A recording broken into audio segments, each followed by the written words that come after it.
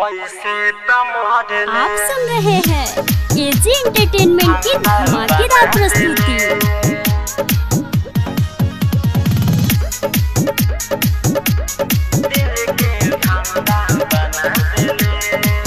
रोजे आशिक बदले मन भर तले, रोजे आशिक बदले मन भर तले, दो गली रे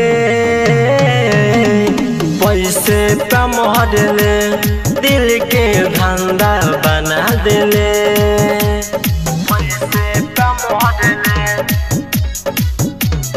धंधा बना दिले,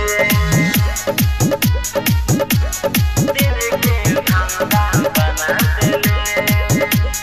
आज हवा कालौ हवा बाटो तारे प्यार रे, तोहरा जैसन देखल न बानी दुनिया में छिनार रे, दुनिया में छिनार रे।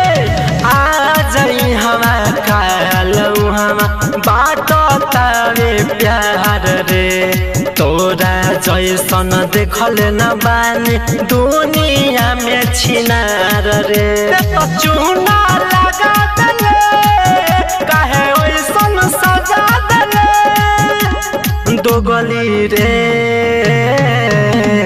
पैसे पे मोहरले दिल के धंधा बना दिले, पैसे पे मोहरले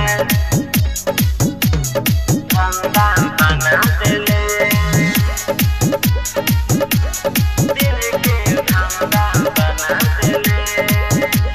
सास बन के आवेलेते कोके जाले लासरे, भारती निराल के साथे कोइल टाइम पास रे, कोइल टाइम पास रे।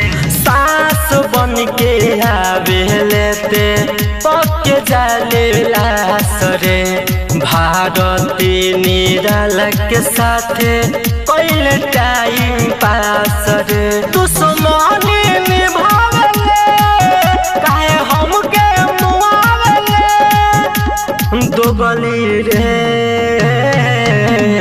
पैसे पे मोहरले दिल के धंधा बना दिले।